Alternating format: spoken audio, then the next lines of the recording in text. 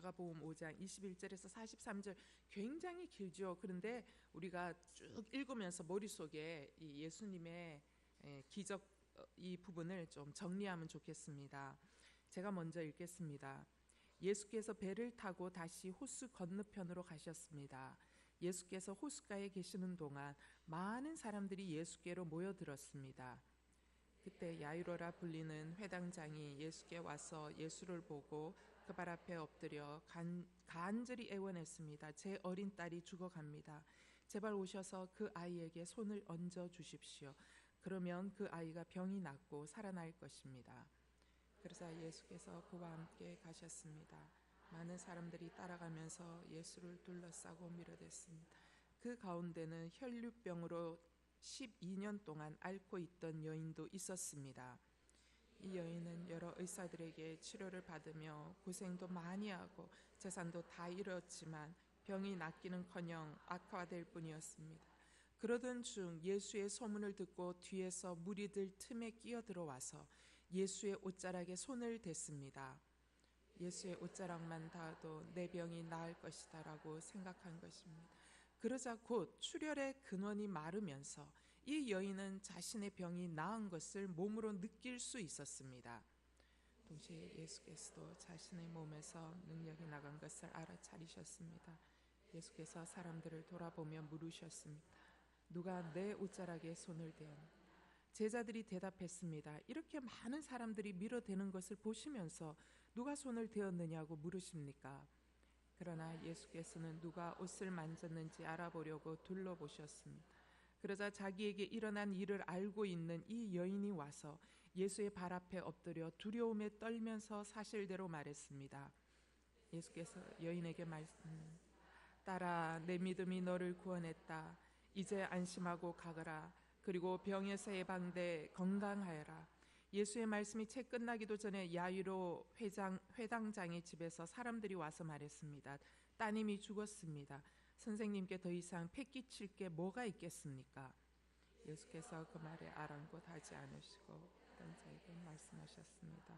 두려워하지 말고 믿기만 하여라. 그리고 예수께서 베드로와 야고보의 동생 요한 외에는 아무도 따라오지 못하게 하셨습니다. 회당장이 집에 이르자 예수께서 많은 사람들이 울며 통곡하며 소란스러운 것을 보시곤 집 안으로 들어가 그들에게 말씀하셨습니다. 어째서 소란하며 울고 있느냐? 아이는 죽은 것이 아니라 그냥 자고 있는 것이다. 그러자 사람들이 예수를 비웃었습니다.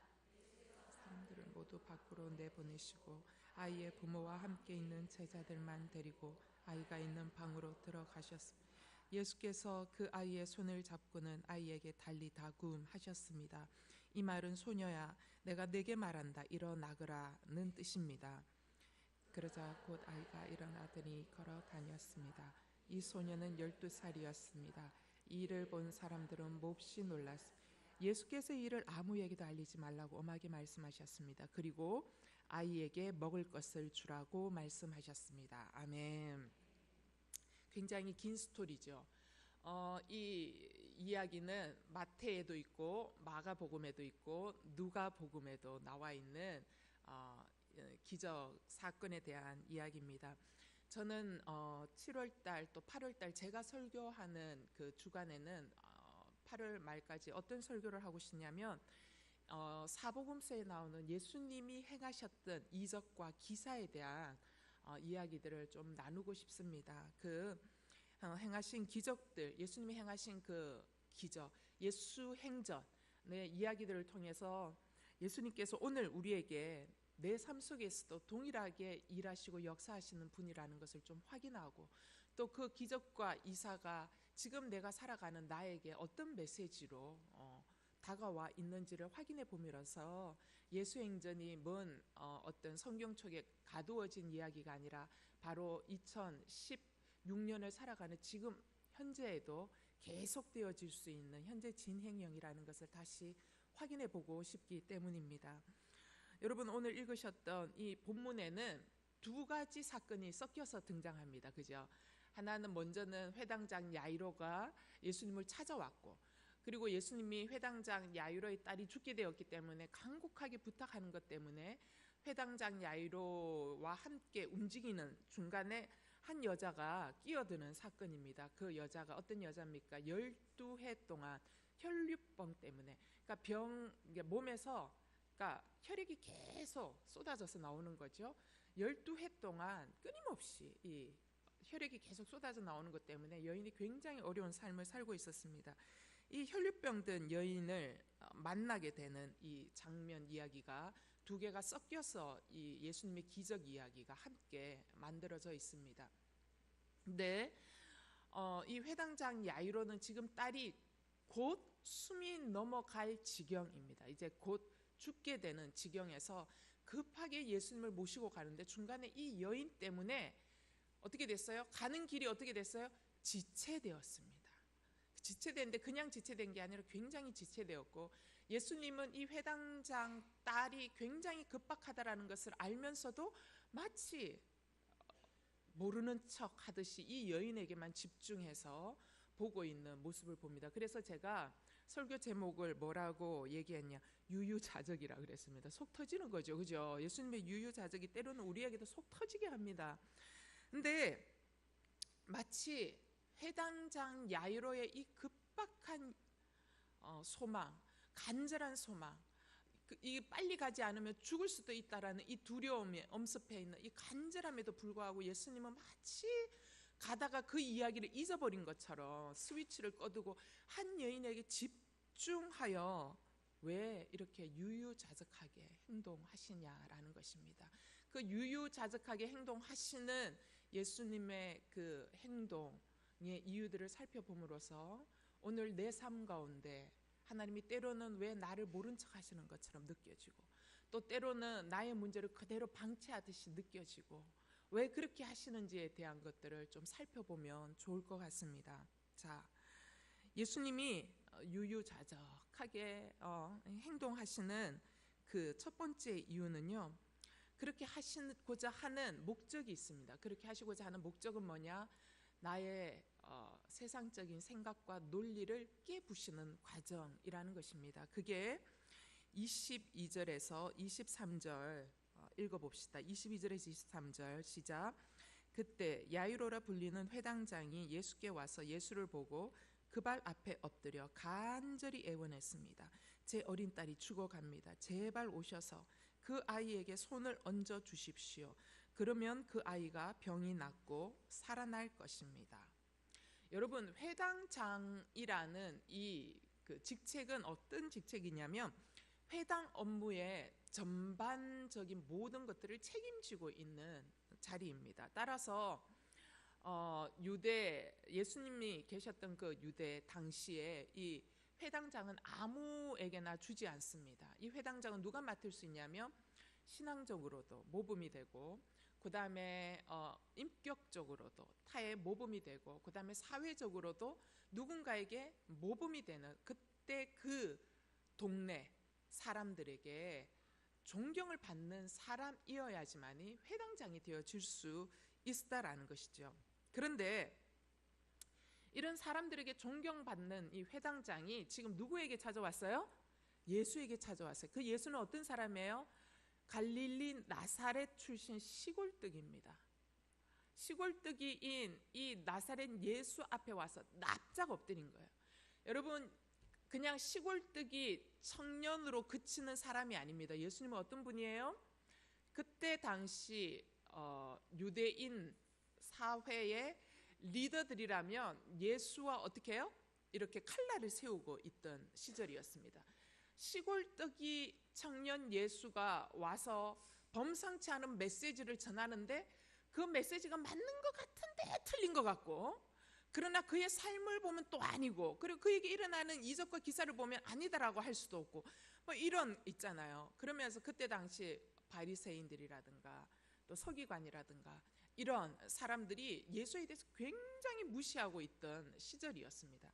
그런데 그 사회적 리더 계층들에게 미움을 받고 무시당하고 조롱당했던 시골뜨기 나사렛 청년 앞에 지금 회당장이 어떻게 하고 있어요? 납작 엎드렸다라는 것입니다. 여러분, 아무도 보지 않는 곳에서 납작 엎드릴 수 있어요. 근데 지금 이 장소는 어떤 장소예요? 예수님이 호수 건너가에서 군대 귀신 들린 광인을 고치고 나서 다시 호수 건너편으로 돌아왔을 때 많은 사람들이 예수 앞에 모여들고 있는 장면입니다. 너무나도 수많은 사람들이 예수 앞에 모여들고 있는 이 자리에서 회당장이 자신의 뭐예요? 자존심을 다 버리고 시골떡이 청년 예수 앞에 납작 엎드리고 있는 장면입니다. 여러분 굉장히 용감한 거죠. 그죠? 여러분 이거를 여러분 상상하셔야 돼요. 그냥 내 수준에서 나는 엎드리기 쉬운데 뭐 이게 그런 게 아니에요, 여러분. 그게 아니고 이제 그러니까 이제 박근혜 대통령이 내려와서 납작 엎드려서 그런 거죠, 그죠? 있을 수 없는 일이 일어난 거예요. 납작 엎드린 거예요. 자, 여러분, 자 자존심을 버리고 예수 앞에 납작 엎드렸어요. 회당장이 이 정도 낮추었으면 여러분 얼마나 간절하겠어요. 여러분 이 나라 대통령이 내게 와서 이 정도 낮추면 내가 아우 왜 이러십니까? 아우 저기 그러지 마세요 하면서 여러분 무슨 일이든지 원하는 거 최우선 순위로 해줘야 되는 거 아닙니까? 이 정도 낮췄으면. 그죠? 그런데 예수님이 그 회당장의 마음을 존중하셔서 그 회당장과 함께 그 딸을 고치러 가던 중에 한 여인이 불쑥 들어오는 거예요. 한 여인이 불쑥 들어왔는데 그 여인이 어떻게 했어요? 당신의 옷자락을 만진 거예요. 근데 예수님의 행동이 이상합니다. 그 여인이 예수님의 옷자락을 만졌다고 예수님이 멈추어 서시는 거예요. 여러분 회당장이 이 정도로 급하고 아주 간절하기 때문에 납작 엎드렸으면 여자 하나가 오다가 뭐 좀 이렇게 옷자락 만졌다고 거기서 멈춰 서서 누가 내 옷자락을 만졌냐고 하고 이러고 있으면 안 되는 거 아니에요? 여러분 정상적인 반응이라면 그죠? 그러면 안 되는 거예요. 근데 주님은 회당장의 간절함을 마치 잊어버렸다라는 듯이 의도적으로 여러분 멈추어 서신 것입니다. 여러분 그 많은 군중이 막 떠밀고 있는 거예요. 떠밀고 있는데 예수님이 돌아서서 누가 내 옷자락을 만졌냐고 이야기할 때 그 제자들이 뭐라고 얘기했지? 예수님 지금 이게 지금 정상적인 반응이 지금 사람이 지금 한두 명이 떠밀리는 게 아니고 누가 옷자락을 스칠 수도 있고 만질 수도 있는 거지 지금 이 상황에서 누구를 찾겠다라는 거냐고 여러분 제자들이 하는 내용이 본문 가운데 나오는 거예요. 여러분 이게 이해가 안 되는 행동인 거예요. 근데 이해가 안 되는 행동을 예수님은 어떻게 하세요? 굳이 하시는 거예요. 여러분 옷자락을 만진 여인 믿음으로 만졌지 않습니까? 믿음으로 만졌더니 그 여인의 혈루증이 어떻게 됐어요? 그때 그 즉시 그 근원이 멈춘 거예요. 그죠? 여러분 회당장의 일이 굉장히 급합니다. 멈추었기 때문에 예수님은 그냥 한 여인이 나았구나 라고 하고 지나가실 수 있는 거예요. 그죠? 그런데 멈추어 쓰셨다라는 것입니다. 그리고 멈추어 쓰고 그 여인에게 주목하여 그 여인에게 묻고 그 여인의 이야기를 듣기 시작합니다. 왜 이 여자에게 멈추어 서서 그 소중한 시간, 그 급박한 시간을 다 써버리냐는 것이죠. 여기에서 하나님께서 저희들에게 주시는 메시지가 있습니다. 뭡니까? 하나님은 세상이 생각하는 어떤 도덕적인 원리에 맞추어서 일하시지 않으시는 분이시다라는 것입니다. 여러분 회당장 야이로가 자존심을 버리고 그 정도까지 했으니까 회당장 야이로를 인정해주고 가장 먼저 그의 요청에 응답해 줘야 한다라고 생각하는 게 이게 어떤 논리예요?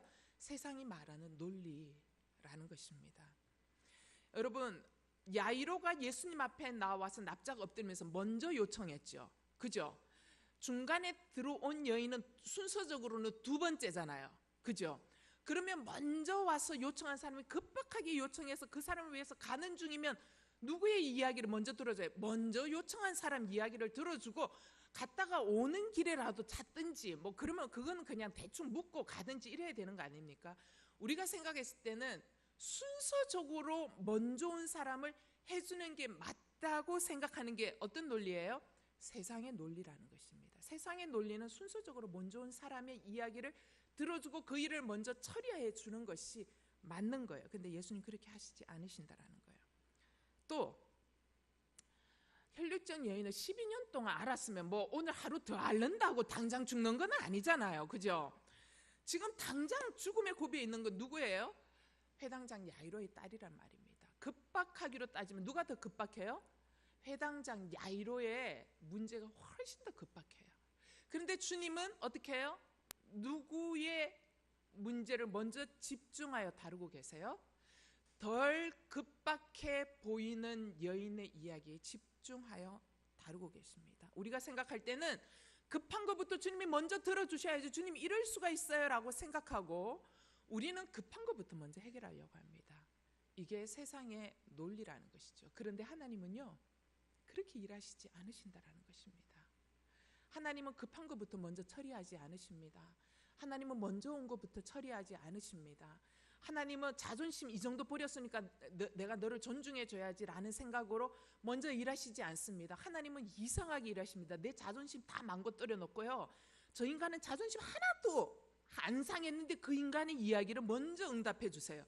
정말 이상하게 역사하시는 경우들 우리가 너무 자주 본다라는 것입니다. 여러분, 야이로의 이야기를 통해서 깨닫게 되는 것은 뭡니까? 하나님은 내가 생각하는 세상적인 방법, 세상적인 논리, 세상적인 어떤 순서를 따져서 응답해 주시는 그런 분이 아니다라는 것을 우리가 알아야 한다라고 말씀하고 있다라는 것이죠.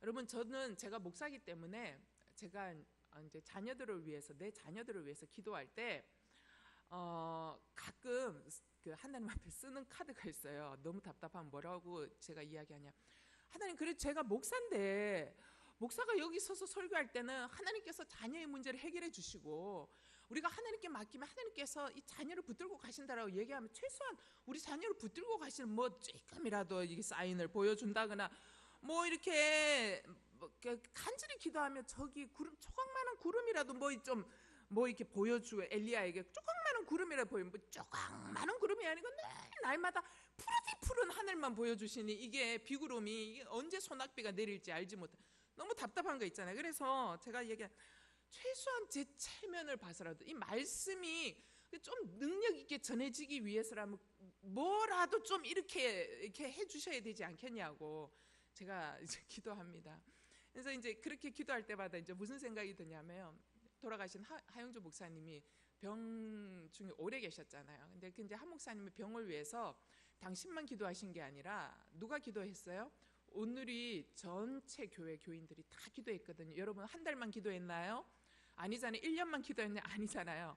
10년 넘게 기도하잖아요. 계속 기도하잖아요. 계속 기도하니까 한 목사님이 한 분은 하나님한테 그렇게 얘기했다고 하지 않습니까?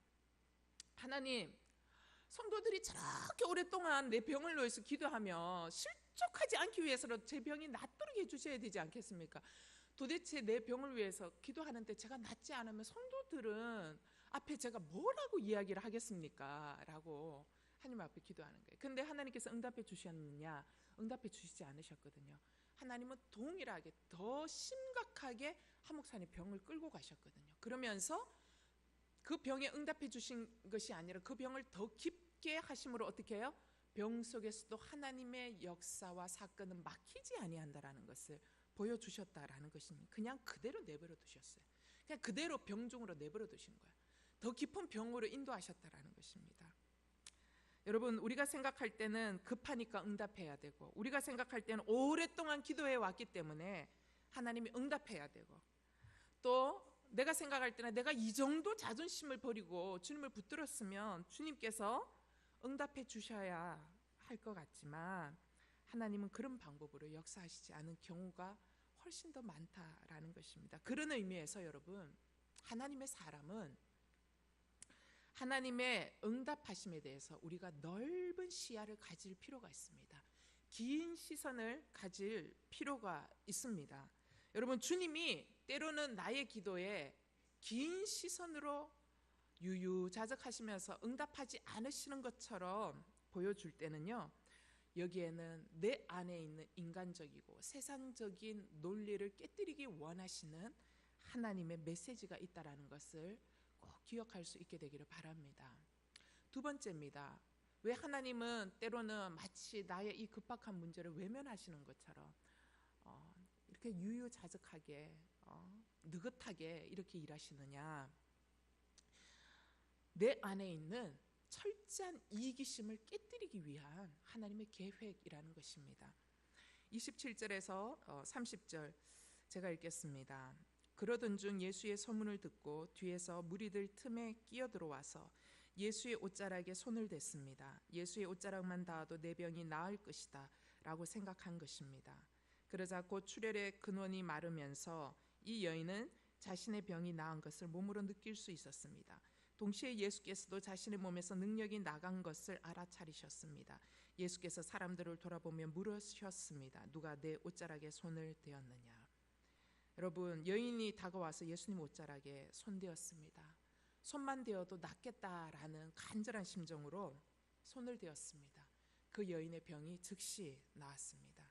그런데 예수님은 그냥 가셔도 되는데 굳이 누가 그랬냐라고 물으셨습니다. 그러면서 그 여인이 나올 때까지 계속 기다리시고 계신 것입니다. 주님이 이렇게 속절없이 시간을 보낼 때 여러분 야이로의 마음은 어땠을 것 같아요? 야이로의 마음은 새까맣게 타들어갑니다. 야이로의 마음은 미칠 지경인 거예요. 왜 주님은 이렇게 의도적으로 지금 그렇지 않아도 코너에 몰려서 괴로운 이 사람을 더욱더 코너로 밀어붙이시는, 주님은 무슨 잔혹한 사람입니까? 주님이 왜 그렇게 하시냐라는 거죠. 여러분, 예수님이 시간을 지체하시면서까지도 자신의 옷자락을 만진 여인을 굳이 찾으시는 이유가 있습니다. 왜 찾으셨을까? 주님은 회당장 야이로에게 들려주고 싶은 이야기가 있었습니다. 들려주고 싶은 이야기가 뭔 줄 아세요? 12해 동안 혈류병을 앓았던 여인의 고통의 이야기를 들려주고 싶으셨던 거예요. 그래서 그 여인을 찾으셨어야만 하셨다라는 것입니다. 33절에서 34절에 주님이 이런 얘기하십니다. 오늘 본문에 그러자 자기에게 일어난 일을 알고 있는 이 여인이 와서 예수의 발 앞에 엎드려 두려움에 떨면서 사실대로 말했습니다. 예수께서 여인에게 말씀하셨습니다. 딸아, 내 믿음이 너를 구원했다. 이제 안심하고 가거라. 그리고 병에서 해방돼 건강하여라. 여러분, 여인이 떨면서 예수님 앞에 나왔어요. 예수님 앞에 나와서 그 여인이 그때부터 뭘 하기 시작해요? 많은 사람들 앞에서 일명 우리의 교회적인 용어로 말해서 뭘 얘기해요? 간증을 이야기하기 시작하는 거예요. 예, 간증 이야기하는 거예요. 자신의 인생이 무슨 병에 걸려고 어떻게 하다가 이렇게 됐고, 그리고 여기 우리 본문에 간단하게 나왔잖아요. 여러 의사들에게 치료를 받으려고 했으나 뭐예요? 고생도 많이 했는데 결국 어떻게 됐어요? 재산을 다 잃어버리고 병이 낫기는커녕 점점 더 악화될 뿐이었다라는 이야기를 하는 거예요. 그리고 이 병이 혈류병은 부정한 사람으로 취급을 받거든요. 부정한 사람으로 취급받으면 어떻게 해요? 가족들과 이렇게 격리되어집니다. 왜냐하면 이 병의 근원이 어떤 건지를 정확하게 알 수 없기 때문에, 혹시라도 바이러스가 전염되어 이 모든 것들이 마을 전체에 이러한 병이 옮겨질 수도 있기 때문에 격리시키는 거거든요. 사회 전체를 보고 주님이 하나님께서 주신 율법입니다. 근데 이 여인이 혈류병 앓는 그걸로 인해서 격리되었으니까 여러분, 병들면 몸도 아프지만 심리적으로도 사람이 너무 위축되거든요. 그런데 격리되어서 가족들조차도 제대로 만날 수 없고 사람들이 다가오면 이 여인은 뭐라고 얘기해야 돼요? 나는 부정하다 얘기해요. 그래, 나는 부정한 사람이니까 제 곁에 오지 마세요. 여러분, 얘기해야 되는 거예요. 이 여인은 얼마나 외로웠겠습니까? 그죠? 이런 삼중고 사중고에 덫에 갇혀 있는 여인이에요. 자, 여러분, 그러니까 이 여인이 자신의 이야기를 다 하는 거예요. 여러분, 우리도 알다시피 한많은 여인의 이야기가 얼마나 길었겠습니까? 그죠? 여러분, 우리가 고통의 이야기를 할 때, 여러분, 이제 제가 목사로 있어 보니까 그렇더라고요. 좋은 이야기는 잘 안 들려요. 그 좋은 이야기는 그냥 여러분끼리 좋고 많은 거예요. 그리고 이제 또 좋은 이야기는 이렇게 해서 우리 아들이 이렇게 해서 이번에 이렇게 됐어요. 너무 좋은 일이 있었어요. 그냥 한 문장으로 간략하게, 여러분, 한 문장으로 딱 요약이 돼요. 좋은 일은. 그런데 여러분 안에 해결되지 않는 일은 어떻게 돼요? 하고 또 하고 또 하고, 그리고 막 이렇게 돌잖아요. 계속. 그리고 길어지잖아요. 여러분, 한많은 여인의 이야기가 얼마나 길었겠냐라는 것입니다. 이 여인은 자신의 피눈물 나는 삶을 가감없이 이야기했을 거예요. 그러면서 그 모든 이야기를 했을 때 얼마나 많은 시간이 흘렀겠. 여러분 성경 속에는 그걸 기록하고 있지 않지만 충분히 추측할 수 있습니다. 여러분 성경을 읽을 때 우리는 이 성경 안의 묵상 속에서 우리가 상상력을 동원해야 하거든요. 이 묵상하면서 굉장히 내용이 풍성해집니다. 그러니까 이 한많은 여인의 이 얘기가 얼마나 길었겠냐고요. 여러분 그 얘기를 들을 때 많은 사람들이 얼마나 공감하고 할 수 있는 이야기들이 많았고 얼마나 이 여인이 불쌍했겠습니까? 아마도 주변의 사람들이 같이 눈물을 훔치면서 이야기를 들었고 아픔에 공감했을 거예요. 근데 이 여인의 이야기의 아픔에 공감하는 또 한 사람이 있었다라는 것입니다. 그 사람이 누굽니까? 회당장 야이로라는 사람이 있는 거예요. 여러분 회당장 야이로가 이 여인의 아픔에 공감했다라는 내용은 성경에 나와 있지 않습니다. 그러나 우리는 추측해 볼 수 있습니다. 뭐를 통해서 추측해 볼 수 있어요? 만약에 회당장 야이로가 이 여인의 슬픈 삶의 이야기를 공감하지 못했다면 이 여인이 얘기를 길게 쭉 뺄 때 회당장 야이로를 어떻게 해야 돼요? 성질을 내야 되는 거예요. 내가 지금 급하게 우리 딸이 죽게 생겼는데 이 이야기 도대체 언제 끝낼 거냐고, 일단 나왔으니까 끝난 거 아니냐고 하면서 여러분 화를 내거나 나 빨리 가야 된다라고 해야 되는 거예요. 그런데 회당장 야이로가 어떻게 해요? 이 여인에게 화내지 않습니다. 이 여인에게 소리 지르지 않습니다. 그리고 주님의 손을 끌지 않습니다. 빨리 가야 된다라고. 근데 회당장 야이로는 그냥 그 이야기를 다 듣는 거예요. 이 얘기는 뭐예요? 한 여인의 아픔을 치유해 주셨던 예수님의 은혜에 자신 역시 깊이 공감하고 있다라는 것을 보여주는 성경 내용 이면에 나타나는 그림이라는 것이지요. 자, 여인의 이 한많은 이야기, 12년 동안 혈류병 앓은 여인의 이야기를 다 듣고 나서 예수님이 이 여인을 뭐라고 지금 부르고 계세요? 이 여인을 이렇게 부르고 계십니다. 딸아, 딸아라고 부르고 계신 거예요. 딸아, 내 믿음이 너를 구원했다. 여러분 이 부분이 굉장히 중요한 거예요. 예수님이 딸아라고 지칭하고 있는 거예요. 여러분 이 지점에서 야이로는 새롭게 깨닫게 됩니다. 뭘 깨닫게 되는 거예요? 지금 병으로 거의 죽게 된 자기의 딸만이 하나님 앞에서 불쌍히 여김을 받는 귀중한 딸이 아니다라는 거예요. 12해 동안 혈류병을 앓았던 이 여인, 율법에서 부정하다고 낙인 찍은 이 여인, 마치 하나님 앞에 저주받아서 격리되어진 이 여인, 혈류병 앓는 이 여인조차도 우리는 생각할 때 그 여자는 부정한 거고 그 여자는 저주를 받은 것 같지만 하나님은 이 저주받은 것 같고 부정한 것 같은 이 여인 또 어떤 사람이라고 이야기하는 거예요? 내게는 너무나도 소중한 딸이다라는 거예요. 하나님 앞에는 이 여자도 너무나 불쌍히 여김을 받는 딸이다라는 거예요.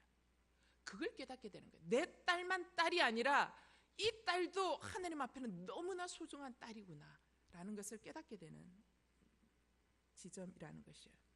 여러분 예수님이 야이로의 이 급한 마음을 왜 모른 척 하시고 왜 이 여자에게 시간을 온전히 집중하면서 시간을 질질 끌고 계시느냐, 야이로로 하여금 바로 이 부분을 깨닫게 하시기 위함인 거예요. 여러분 야이로는 이 지점에서 자기가 납작 엎드렸지만 아직까지도 자기가 붙들고 있는 게 있어요. 내 딸만이 너무 중요한 거예요. 내 딸이 생명이 사는 것이 너무 중요한 거예요. 12의 혈류병 앓았던 이 여인의 병보다 내 딸의 병이 더 중요했던, 마지막 붙들고 있었던 이기적인 자기 틀, 그게 부서지는 순간이라는 것입니다. 주님은 말씀하십니다. 네 딸만 소중한 게 아니고 이 여자도 내게는 소중한 딸이다. 너의 이기적인 신앙을 버려라. 너의 중심적인 신앙을 버려라. 여러분 어떤 기적보다도 더 중요하고 급한 기적은 뭐예요? 어떤 기적이 더 중요하고 더 급한 기적입니까? 바로 나의 편협된 신앙의 관점, 나의 이기적인 신앙의 관점을 깨뜨려 버리는 것이 더 급하고 중요한 기적이라는 거예요. 주님은 야이로가 당신 앞에 나온 것을 귀하게 보셨습니다. 그러나 주님은 우리가 보지 못했던 부분까지 보셨던 것 같아요. 야이로에게는 이 딸이 너무 사랑스럽고, 그러나 아직 피워보지도 못하고 죽어가는 이 딸이 너무 아팠기 때문에 자기 고통이 너무 커서 남의 고통을 보지 못하고 있는 거예요. 그래서 주님은 이 기적을 그냥 그대로 이루어주면 어떻게 돼요? 이 사람은 여전히 자기의 틀, 내 가족, 내 딸, 여기에만 갇혀져 있는 거예요. 주님은 야이로에게 필요한 것은 뭡니까?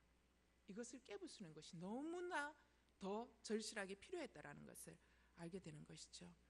여러분, 우리에게 더 절실한 기적은 나만을 위하고 내 자녀만을 위하고 내 가족만을 위한 기도, 이 틀이 깨어부서지는 것이 우리에겐 필요한 기적입니다. 네.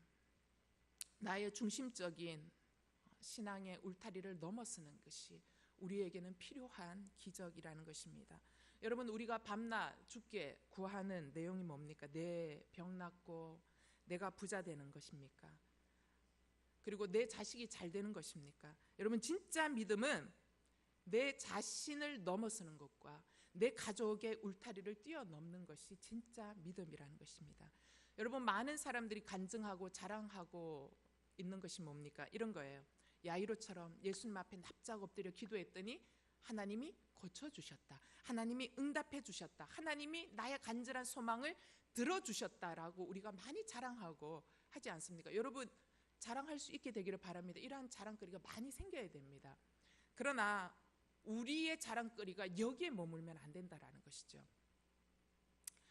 여러분, 만약에 우리가 내 자녀가 잘 되고 내가 간절히 소망했던 것들이 이루어지고 내 문제가 해결되어지고 소원 성취만 되기만 하는 기도에 머문다면, 내 주변에 있는 혈류증 앓는 여인이 죽든 말든 관심조차 두지 않는다면 우리의 기적이 우리에게 아무 소용이 없다라는 것입니다. 우리는 하나님의 사람과 전혀 상관없는 삶을 살아갈 수밖에 없는, 인생의 길을 여전히 걸을 수밖에 없는 사람이라는 것이지요.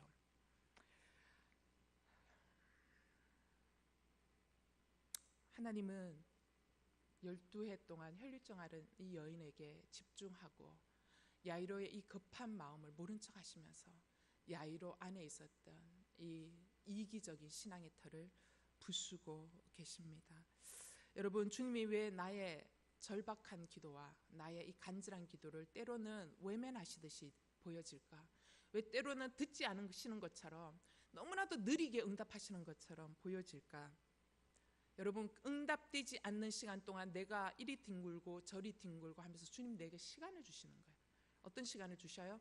내 안에 있는 이기심을 바라보는 시간을 주시고, 내 안에 있는 편협된 신앙의 관점을 바라볼 수 있는 시간을 주시고, 내 안에 내 중심적인 감정, 내 중심적인 판단, 내 중심적인 세계관을 깨뜨리는 시간을 주고 계시다라는 것입니다.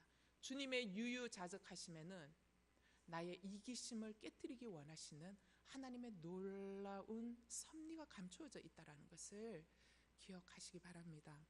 세 번째, 그래서 마지막으로 주님이 주시고자 하는 메시지가 뭡니까?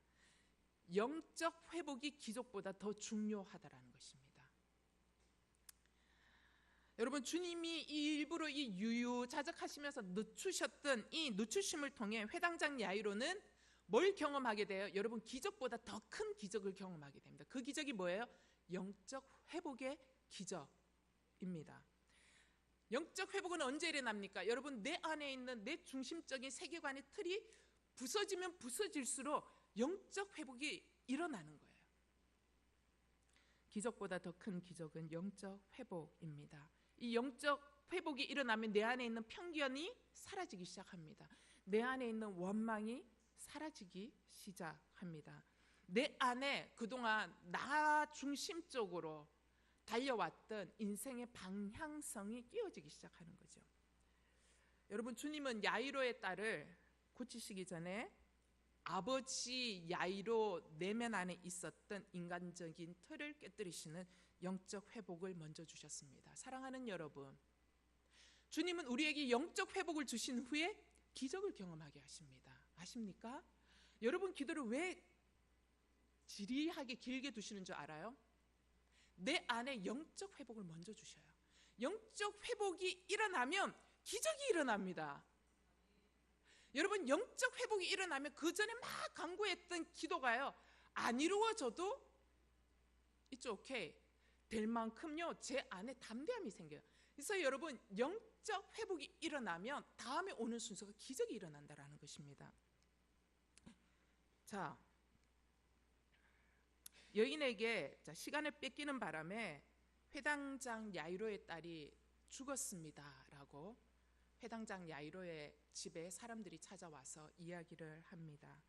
그때 마태복음에는 뭐라고 얘기하냐면 야이로의 마음에 두려움과 슬픔이 밀려왔다라고 표현하고, 두려움과 슬픔이 밀려왔다. 마태복음 그렇게 이야기하고 있어요. 여러분, 야이로의 마음에 두려움과 슬픔이 밀려온 거예요. 야이로는 자신이 그토록 두려워했던 일이 생기고야 만 거예요. 자신이 그토록 이 일만은 일어나면 안 되는데라고 절대적으로 두려워했던, 딸의 죽음을 두려워했던 그 두려움이 일어난 거예요. 그 두려움이 일어났기 때문에 두려운 거예요. 그리고 슬픈 거예요. 그 두려움과 슬픔이 밀려오는 거예요. 그런데 이때 주님이 회당장 야이로를 향해서 뭐라고 말씀하세요?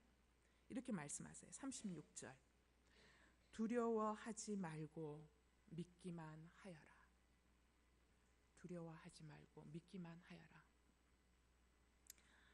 저는 이 부분이 또 의미심장한 거예요. 여러분, 만약 회당장 야이로의 내면 안에 먼저 영적 회복이 일어나지 않았다면, 야이로는 딸아이가 죽었다라는 소식을 들었다면 예수님인데 화내면서 길길이 날뛰어야 되는 거예요. 내 이럴 줄 알았다고, 내 이럴 줄 알았다고 하면서 그랬을 거예요.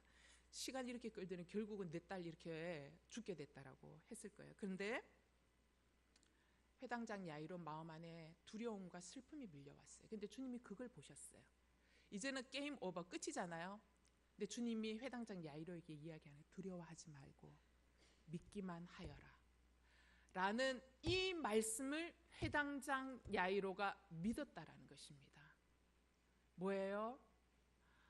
우리가 부정하다라고 여겼던 여인조차 불쌍히 여기시고 긍휼히 여기시고 그 여인을 향하여 집중하여 들어주시면서 그 여인의 귀하게 보시고 영적 회복, 기적을 일으키신 분이시라면 내 딸도 회복시킬 수 있는 너무나도 좋으신 분이시다라는 것을 이미 느낀 거예요. 그래서 이 회당장 야이로 안에 이미 영적 회복이 일어난 거예요. 그래서 주님과 함께 어떻게 해요? 같이 딸아이를 향하여 가는 거예요. 여러분, 내 안에 영적 회복이 일어나면 이전에는요 반드시 기도했던 것들이 막 응답되어야만 할 것 같고, 이게 안 되면 막 죽을 것 같고, 그 다음에 내가 막 이 절박한 막 기도의 제목들이 있잖아요. 그리고 막 절박한 문제들, 막 고통들이 막 이루어져야만 할 것 같은데, 근데 내 안에 영적 회복이 일어나면 절박했던 문제, 고통스러웠던 문제, 해결되지 않는 문제가 그냥 그대로 있어요. 주님이 외면하시는 것처럼 그냥 그대로 두셔요. 그냥 그대로 두시는데, 재밌는 거는 영적 회복이 일어나면 해결되지 않은 문제가 그대로 있는데 그 문제가 그 이전처럼 나를 죽일 듯이 흔들지는 못한다라는 것입니다. 물론 여러분, 영적 회복이 일어나면 해결되지 않는 문제들이 여전히 있는 것을 바라보면서 내 안에 어떤 마음이 드는 줄 알아요? 내 안에 여전히 두 마음이 들어요. 회당장 야이로에게 생겼던 두 마음이 밀려와요. 두렵다. 나 이 어음을 막지 않으면 큰일 나는데, 길바닥에 나 앉게 생겼는데 어떡하지? 응답이 안 되네 라는 거. 나 또 돈을 어디로 빌리러 다녀야 될까? 나 언제까지 이렇게 해야 될까? 라는 거 있잖아요. 여러분, 두려움이 밀려와요. 그리고 슬픔도 있어요. 영적 회복은 있고 그것이 나를 흔들지는 못하지만 여러분, 내가 내 안에 그것이 얼마나 고통스러운 시간인지를 알기 때문에 슬픈 거예요. 슬프고, 그리고 두려운 거예요. 내가 과연 이 터널 끝을 잘 달려갈 수 있을까? 잘 달려갈 수 없을 것만 같은 두려움. 오늘은 내가 주님 붙들고 승리하고 있지만 내일은 못할 것 같고, 막 이런 거 있잖아요. 그런 두려움과 슬픔이 같이 이렇게 막 밀려오는 거예요. 그러나 여러분, 영적 회복이 일어나면 두려움과 슬픔의 감정은 내 안에 밀물과 썰물처럼 들어왔다가 나가고 들어왔다가 나가지만 재밌는 증상 한 가지가 생깁니다. 그럼에도 불구하고 뭐가 생기는 줄 알아요? 이거 그대로 주님의 시간과 주님의 계획 안에 응답해 주세요라고 올려드리는 거예요. 두려워하지 말고 믿기만 하여라 라는 거 있잖아요. 내 안에 아무 응답이 일어나지 않은데 영적 회복이 일어나면 오히려 간절했던 문제가 더 심각하게 가는데도 영적 회복이 일어나면 기도의 마지막에 주님이 항상, 주님은 언제나 뭐 태초부터 지금까지 말씀하신 동일한 거예요. 내 너를 사랑한다. 내가 레파토리 얘기해 줄게요. 내 너를 사랑한다. 내가 너와 함께하고 있다. 내가 너의 기도를 듣고 있다. 내가 반드시 응답할 것이다. 이거거든요. 주님의 레파토리는 변함이 없으세요. 주님의 레파토리는 변함이 없는데 그게 믿어진다라는 겁니다. 회당장 야이로의 딸이 죽었다라고 하는데 두려워하지 말고 믿기만 하라라고 했을 때 그 주님의 손을 잡고 함께 걸어갈 수 있는 거. 아무 일도 일어나지 않을 것 같은 상황이지만 가는 거. 그게 내 안에 그러한 일들이 일어난다라는 겁니다. 여러분, 이게 뭡니까? 내 안에 영적 회복이 먼저 일어날 때 이러한 일들이 일어나는 거예요. 제가 이제 제게는 오빠가 3명 있거든요. 첫째 오빠, 막내 오빠는 훌륭해요. 둘째 오빠는 좀 흉흉해요. 예. 그래서 한 글자 한 끗 차이인데 큰 차이죠. 예. 훌륭하고 흉흉하고 이런데 근데 이제 제가 20살에 예수를 영접하지 않았습니까? 20살에 이제 예수 영접하니까 하고 나서 보니까 예수님 진짜 살아계신 거예요. 살아계셔도 보통 살아계신 분이 아니라 막 시퍼렇게 살아있고 생생하게 살아있고 막 실감나게 살아있고 엄청나게 살아계신 거예요. 그러니까 이제 그때부터 이제 기도를 시작을 하는데 제가 오빠를 위해서 기도를 많이 했습니다. 저희 둘째 오빠 하도 사고를 많이 친 오빠이기 때문에 둘째 오빠를 위해서 이제 기도를 이제 많이 하고 이제 그 기도의 응답으로 또 좋은 아내를 만나서 결혼도 하고 했는데 이제 기도 둘째 오빠 정신 차리게 해주세요. 둘째 오빠 예수 제대로 믿게 해주세요. 자신이 잘못한 것을 회개하게 해주세요. 이제 이런 기도 제목이에요. 근데 여러분 그 기도를 제가 지금 52이거든요. 20살에 시작한 기도가요. 50세에 응답된 거 아세요? 제가 30년을 기도해요. 30년 기도했습니다. 중간에는 때리쳐야 되겠다. 근데 저 인간은 안 바뀌어. 정말 저 인간은 절대로 안 바뀌어. 주님 오시는 그날에도 안 바뀔 거야. 막 이런 거 있잖아요. 너무 절망이 깊어지니까. 근데 이제 30년을 계속 하는 거예요. 여러분 30년 동안 하나님은 응답하시지 않으셨어요. 하나님은 그 기도를 전혀 듣고 계시지 않는 것처럼 느껴졌어요. 주님이 더디 일하신 것이 아니라 주님 아예 일을 안 하시는 것처럼 주님 뒷짐지고 계시는 것처럼 느껴지는 시간이었던 거예요. 나는 초조하고 급한데 저렇게 되면 가정이 깨어지는데 저렇게 되면 자녀들이 고통받는데 저렇게 되면 저 품비박산 나는데 이게 보이니까 나는 막 초조하고 급한 거예요. 초조하고 급한데 주님은 하나도 안 초조하고 주님은 하나도 안 급한 거예요. 오늘 설교 제목처럼 너무 유유자적하신 하나님 앞에 하나님 그럴 수 있냐고 이제 막 이러면서 하나님 앞에 또 막 화내고 제가 자녀들이 고통받는 자녀들이 무슨 죄냐고 막 하면서 막 이제 하나님이 막 침 튀면서 거품 냈다가 또 울었다가 뭐 또 믿는다 했다가 또 어떻게 이럴 수 있냐고 했다가 막 이제 막 엎치락 뒤치락 하는 세월이 이제 막 30년인 거죠. 근데 저는 감사해요. 하나님 늦게 응답해 주셔서. 근데 응답을 받고 나서 보니까 하나님이 왜 그렇게 하셨느냐가 그때는 이해가 안 되는데 이제는 이해가 되는 거예요. 여러분 그 30년의 시간을 지나오면서 그 가족들은 얼마나 힘들었겠습니까? 그죠? 또 그 아내는 또 얼마나 힘들었겠습니까? 그래서 이제 저희 올케가 늘 제가 하는 이야기가 뭐였냐면 우리 집은 오빠만 사고 안 치면 아무 일도 없다. 우리는 항상 평안하다. 오빠가 사고 치기 때문에 늘 우리 집이 어렵다라고 이야기를 해요. 그래서 오빠만 괜찮으면 다 괜찮다라고 이야기를 합니다. 그런데 그 응답되지 않는 30년 동안 누가 바뀐 줄 아세요, 여러분? 올케가 바뀌었어요. 올케가. 여러분 이제 올케는 늘 얘기해. 오빠만 바뀌면 우리 집은 평안하고, 오빠만 바뀌면 아무 문제. 우리 집은 오빠만 바뀌면 기쁨과 행복이 충만하고. 주님 제발 저 사람 좀 바꿔달라고 이제 맨날 기도하는 게 그거였거든. 그 기도하다가 본인이 바뀐 거예요. 왜 그러냐? 저희 올케가 집에 딸만 7이에요. 딸만 7인데 그 딸 7명 중에 5번째 딸이에요. 5번째 딸인데 이제 아버지 워낙 무능하셔가지고, 예, 딸들을 공부를 안 시킨 게, 시킬 돈도 없고, 아버지 한량이셔, 한량. 그래가지고 이제 본인이 공부하고 싶은 욕구는 있고 막 이러니까 어렸을 때부터 자기가 주경 야독하는 거 있잖아요. 그러니까 중학교 때는 본인이 공장을 갔어요. 공장을 가서 미친 듯이 돈 벌고 밤에는 미친 듯이 공부하는 거야. 그래가지고 이제 그 검정고시 있잖아요. 그지요? 검정고사? 고시 맞죠? 예, 그걸로 중학교 과정 떼고 고등학교 과정 떼고 그걸로 학력고사 봐가지고 대학교를 들어온 정말 의지의 여인이거든요. 철의 여인이거든요. 예. 여러분 그 세월을 살았으니까 아무도 도와주지 않는 데서 본인이 스스로 자립하고 살아왔을 때 대단한 거잖아요. 그죠? 그 대단한 이면에는 또 뭐가 있었을까요? 자기의 틀이라는 것이 있는 거거든요. 그 다음에 자기의 뭐죠? 그 철학이라는 것이 있는 거거든요. 그러니까 언니가 너무 좋은 사람인데 또 그와 반면에 그런 것들이 너무 강한 거예요. 그러니까 자기 생각, 자기 틀, 자기 주장 뭐 이런 게 너무너무 강한 거예요. 이게 이제 막 첨예하게 대립하는 거 있잖아요.